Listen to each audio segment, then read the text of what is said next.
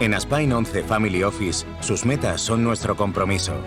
Como empresa regulada por CNMV con más de 20 años de experiencia asesorando grandes patrimonios, nos ponemos a su lado desde el inicio para planificar su futuro y proteger los intereses del cliente. Mantener y hacer crecer su patrimonio es nuestro compromiso, aportando nuestra experiencia en la toma de decisiones. Aspine 11 Family Office, a su lado en el camino.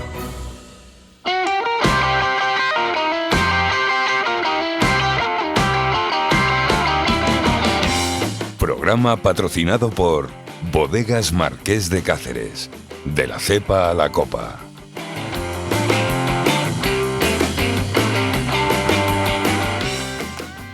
Muy buenas a todos y bienvenidos un día más a nuestro canal de podcast Inversión con Nombre Propio. Hoy tenemos el placer de contar con la participación de Asís Maestre, director de ventas en Bellevue Asset Management. Pero antes de comenzar con la entrevista, recordemos nuestras redes sociales. Síguenos en Twitter, @Aspine11EAF, LinkedIn Aspine11 Family Office. Y no te olvides de suscribirte a nuestros canales de iVoox, Spotify, YouTube y Telegram. Aspine11 Family Office. Conecta con las finanzas. Muy buenas tardes, Asís. Para nosotros es un placer que hayáis podido sacar un hueco para participar en nuestro podcast Inversión con Nombre Propio. Siempre es un placer tener a gestoras como Bellevue en nuestro programa. ¿Qué tal? ¿Cómo te encuentras, Asís? Nada, muy bien, Paco. De hecho, muchísimas gracias a vosotros por darnos la oportunidad de estar aquí en Aspine 11 y por ofrecernos esta entrevista, de verdad. Muy bien, muchas gracias. Cuanto más gestoras y mayor información consigamos volcar al oyente, bueno, por nosotros mucho mejor, que es el objetivo de estos podcasts, ¿no? Didácticos. Bueno, Asís, vamos a entrar a conocer un poco más acerca de Bellevue Asset Management, una gestora especializada sobre todo en el sector salud y en nuevos nichos de inversión como pueden ser compañías de entrepreneur o mercados emergentes. ¿Cuál es la filosofía de inversión de Bellevue y por qué esa especialización temática?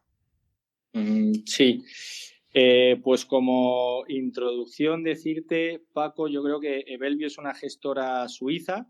Nos consideramos una gestora estilo boutique, tendremos unos 15 billion aproximadamente en activos bajo gestión, es decir, somos una gestora pequeña, sobre todo si nos comparas con las grandes, ¿no? Pero sí que es cierto que hemos venido creciendo mucho en los últimos años. Como bien decías, nos hemos ido especializando en determinados nichos o temáticas con el objetivo siempre de aportar ideas nuevas o distintas a las carteras de los inversores y manteniendo también siempre la misma filosofía de inversión que me preguntabas. Porque te das una idea, el 90% de nuestros fondos son fondos de renta variable y todos ellos llevan a cabo un análisis completamente fundamental, bottom-up, sin restricción de benchmark y carteras concentradas en torno a los 30-50 compañías, buscando siempre aportar alfa, ¿no? Y diría yo que son precisamente estas dos cosas que te acabo de comentar, el aportar ideas distintas y seguir con la misma filosofía desde el principio en ese proceso de inversión, uno de los puntos claves del éxito en el crecimiento que ha tenido la gestora los últimos años. Es cierto también, como decías, que nos hemos especializado en sector salud. De hecho, te diría que en Bellevue somos unos férreos defensores de esta temática. Bellevue nace en el año 93 y desde entonces hemos ido lanzando productos especializados en este sector, donde podemos decir que tenemos una gama muy, muy amplia. De hecho, te diría que el 80% de todos nuestros activos bajo gestión están relacionados con este sector, con sector salud, y lo que nos permite afirmar de verdad con mucho orgullo que somos la gestora independiente europea que más activos gestiona relacionados con este sector. Y de hecho creo que tampoco me equivoco al afirmar que tenemos al equipo de analistas más grande de Europa dedicado única y exclusivamente al sector salud. Y yo qué sé, por añadir algo más y con esto ya acabo, creo que nos hemos hecho un hueco en el mercado como casa especializada en este sector, en sector salud, y que actualmente yo creo que todo el mundo que tiene alguna inquietud acude a nosotros por lo menos para conocer nuestra opinión o visión al respecto, ¿no? Y diría que a día de hoy sí que nos consideramos un referente o somos un referente para los inversores cuando se habla de salud. Muy bien, Asís. Bueno, profundizando un poco más en esta especialización que hablábamos, en las temáticas de las que disponéis en Bellevue, nos gustaría saber en qué consiste la inversión entrepreneur. ¿Qué valor añadido puede aportar un fondo a nuestra cartera, como puede ser el Entrepreneur Europe? Sí, Paco, pues te cuento. Yo creo que antes de nada, por ponerlo en perspectiva, los fondos con temática Entrepreneur que tenemos nacen en el año 2009, por lo que podemos decir que ya tienen bastante histórico. Tenemos 2 fondos de renta variable europea, uno de pequeñas y uno de medianas y grandes, que sería por el que me preguntas. Y como no podía ser de otra forma, tenemos uno suizo, ¿no?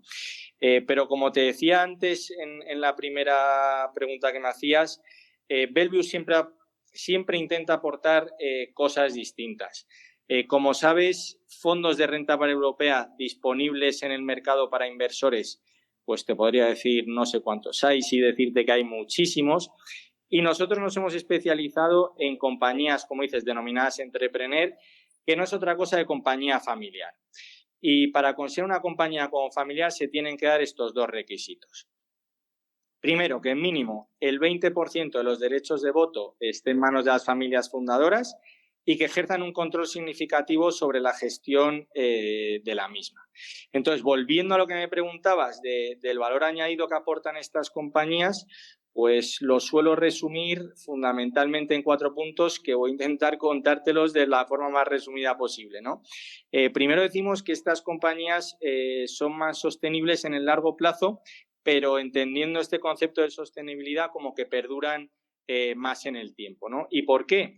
Porque las compañías controladas por los fundadores o por las familias de los mismos pueden permitirse el lujo, y esto de verdad es un lujo, como decimos, pensar en generaciones y no en trimestres. Es decir, no se están focalizando constantemente en el corto plazo.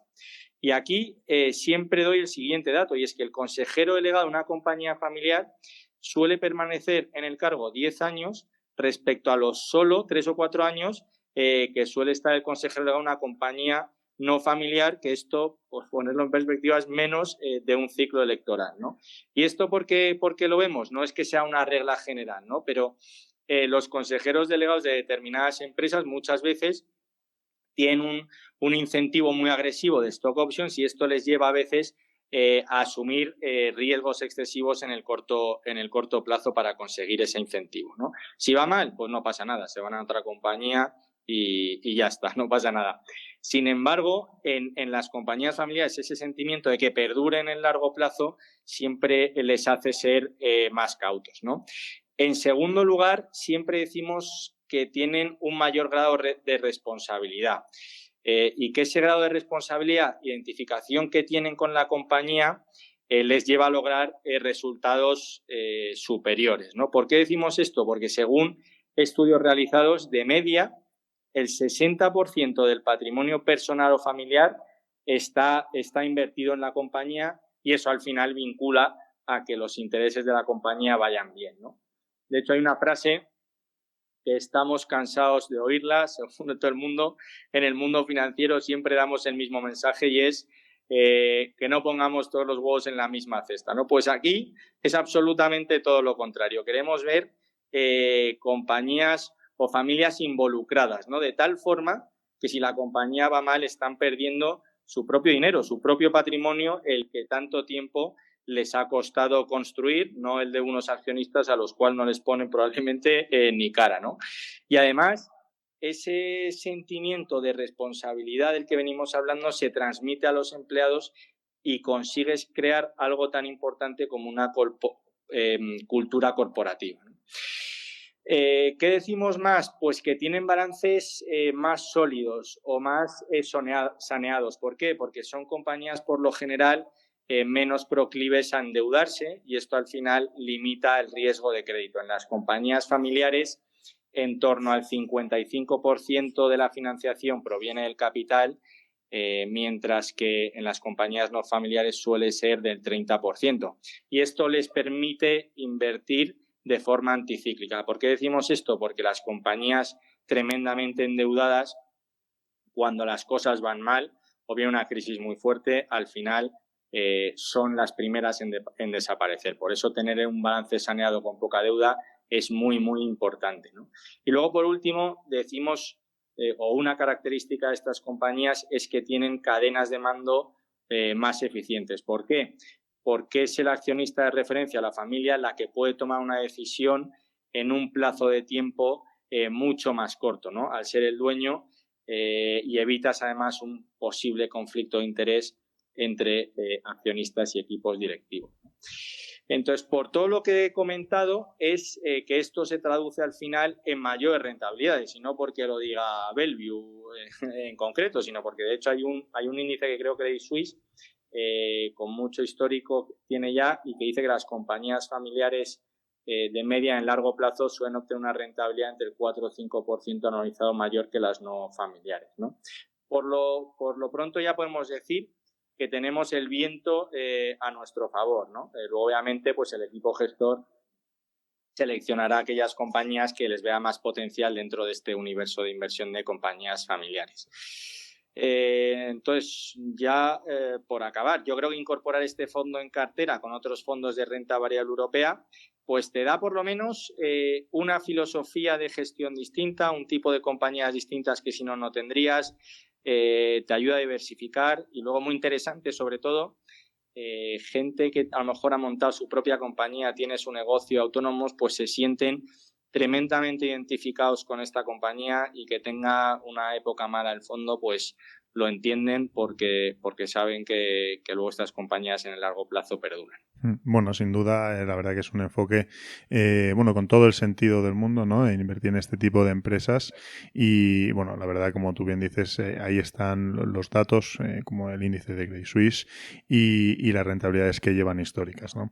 Bueno, otro de los temas de los fondos temáticos en los que estáis especializados y también que están, cada día más popularizados, ¿no? Son la inversión en salud, ¿no? Con todo lo que estamos viviendo, sin duda, son unos fondos que, se han puesto un poco de moda, ¿no? Entre los inversores también minoristas. Por lo que queríamos centrarnos en los fondos en los que tiene Bellevue, como es el MedTech y el Digital Health, y qué estrategias siguen estos fondos, ¿no? Sí, perfecto, Paco. Como bien te comentaba al principio, en Bellevue tenemos una gama muy amplia de productos de salud, y probablemente estos dos por los que me preguntas sean los que más encaje han tenido dentro del mercado español entre los inversores, ¿no? Entonces, antes de nada, y al ser fondos de salud, creo que es importante resaltar los motores de crecimiento de esta temática, y por qué de hecho se considera una megatendencia, ¿no? Siempre contamos que cada vez somos más personas en el mundo. Actualmente somos en torno a 6.000 millones de personas, pero si tenemos en cuenta los ritmos actuales de crecimiento y las estimaciones a futuro, se estima que alcancemos los 9.000 millones en el año 2050, lo que supone un crecimiento del 30% aproximadamente. Pero lo verdaderamente relevante es que se estima que el número de personas mayores de 65 años pasen de 700 a 2.100 millones en el año 2050, lo que supone que hay un claro envejecimiento de la población, ¿no? y supone triplicar el número actual para 2050. Estos son buenas noticias, por una parte, porque significa que vamos a vivir más y vamos a tener mayor calidad de vida, pero lo que es innegable es que a mayor edad, mayor probabilidad de sufrir determinadas enfermedades crónicas que al final pues requieren un cuidado continuo, ¿no?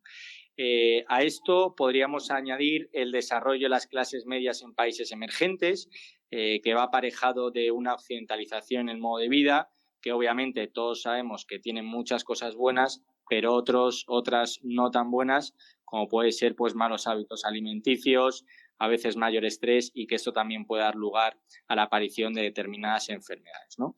Entonces, por todo esto que he comentado, es lo que convierte al sector salud en una megatendencia, porque estos fundamentales van a estar presentes durante los próximos 30, 40 años, ¿no?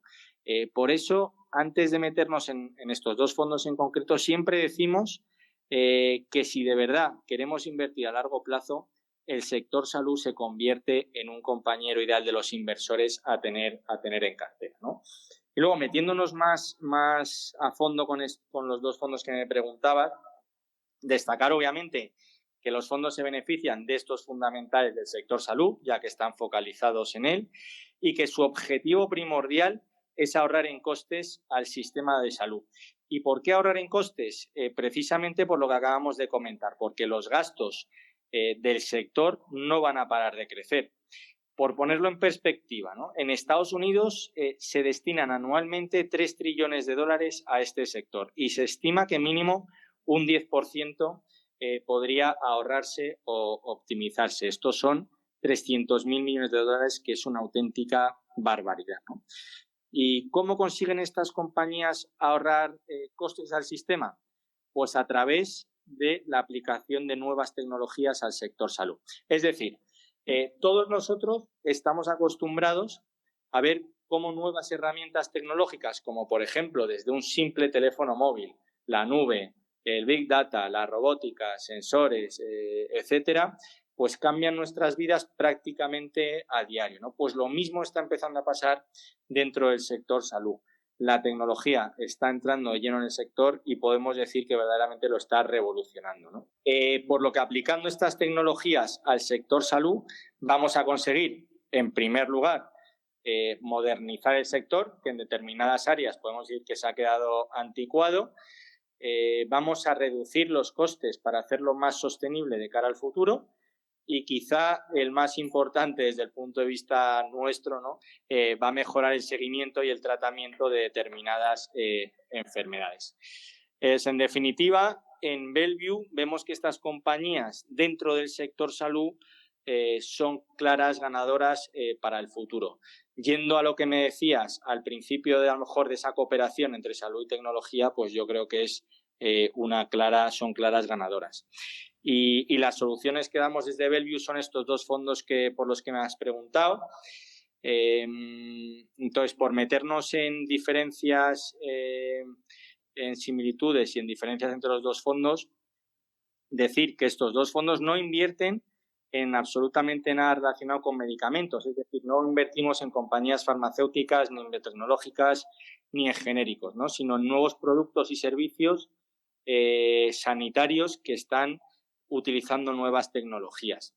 Y por poner ejemplos clarísimos donde vemos muchísimo potencial, pues son en campos como en la telemedicina, la robótica aplicada a procedimientos quirúrgicos o la monitorización de glucosa en sangre. Ambos fondos están gestionados por el mismo equipo y podemos decir que no pueden entenderse uno sin el otro. ¿Y dónde estaría la diferencia fundamental entre estos dos fondos? Y con esto yo creo que ya termino. Y es que en el MedTech estás invirtiendo en grandes compañías norteamericanas, globales, con productos ya establecidos en el mercado. Esto convierte al fondo en un producto mucho más estable dentro de lo que sería un fondo de renta variable, ¿no? Mientras que en el Digital Health lo que queremos es sacar provecho de toda la innovación que está llegando al mercado, ¿no? Con lo cual al final se focaliza en pequeñas y medianas compañías, participamos en muchas salidas a bolsa, con lo cual es un fondo con un potencial enorme, pero tenemos que tener en consideración esa volatilidad, ¿no? Uh-huh. Y con esto ya acabo. Aunque utilizan la tecnología muy importante, no invertimos en empresas tecnológicas, es decir, nunca te vas a encontrar un Apple, un Google, un Microsoft. No, eso consideramos que ya además está en muchísimas carteras. Son compañías que el 100% de sus ingresos, beneficios, tienen que provenir del sector salud porque están dando un beneficio al sistema, ¿no? Y mi consejo, si incorporan estos dos fondos en cartera, es a lo mejor un 80% hacerlo en el MedTech y un 20% en el digital por esa volatilidad que tiene adicional. Y esto es un poco lo que te puedo comentar de estos dos fondos, Paco. Muy bien, así, bueno, que no es poco, la verdad. Que no es poco. La verdad que, bueno, ha sido una explicación muy, muy detallada y sin duda los oyentes eso siempre lo agradecen, ¿no? Bueno, aprovechando así es que vuestra participación aquí en nuestro programa, nos gustaría hablar de un fondo del que no siempre tenemos la ocasión de hablar, ¿no? Como es un fondo especializado en la inversión en África. ¿Qué oportunidades ofrece el continente africano y qué nos puede dar un fondo como el African Opportunities? Y pues nada, me alegra que me preguntes por este fondo, Paco. En Bellevue, como te he venido contando antes, pues siempre buscamos aportar cosas distintas, ¿no? En este caso, en nuestro fondo de África también le hemos dado una vuelta de tuerca al proceso de inversión, ¿no? Ya sabes que cuando inviertes en África tienes mucha exposición a materias primas y a Sudáfrica. Pues nosotros, digamos que infraponderamos estas dos en favor de todos aquellos países que están llevando a cabo reformas estructurales. Y de verdad creemos que esta es la mejor y quizá la única forma de invertir en el continente. ¿Por qué? ¿Por qué decimos esto? Porque son las reformas económicas o sociales las que van a llevar a estos países del continente a que prosperen en todos los aspectos, ¿no? Y de hecho ya existen algunos países en África que han llevado a cabo con mucho éxito reformas económicas ofreciendo muy buenas oportunidades de inversión. Un ejemplo muy claro que hemos visto ha sido en Egipto y en Marruecos. De hecho, son dos países que en nuestro fondo llevan teniendo un peso importante durante mucho tiempo y que, sin embargo, en el índice el peso que tienen probablemente sea ridículo, ¿no? Hemos hablado de reformas. Por el lado negativo estarían la falta de reformas y creemos que esto al final, en aquellos países que no las están llevando a cabo estas reformas, pues puede llevar a consecuencias sociales muy o nefastas con un impacto, diría, negativo, ¿no? Y un ejemplo clarísimo de este tipo de países es Nigeria. Nigeria es un país que tiene un peso en el índice muy elevado. Sin embargo, nosotros llevamos muchos años sin invertir en este país por las complicaciones que hay a la hora de sacar el dinero del país. O a lo mejor no quizá de sacarlo, pero sí con el tipo de cambio que te aplican cuando te quieres llevar el dinero, ¿no? Hay mucha gente que ha invertido en ese país, ha visto cómo el mercado de renta variable subía mucho y parecía que tenía muchas ganancias, pero luego querías hacer un reembolso y el tipo de cambio que te aplicaban era horrible y al final tenías pérdidas, ¿no? Y luego de cara al futuro, pues somos optimistas también con el continente, porque creemos que está llegando una nueva generación de nuevos líderes que se han formado en otros países y que vienen con la intención de aplicar nuevas políticas alineadas con los intereses de la población y que eso al final se traducirá también en nuevas oportunidades.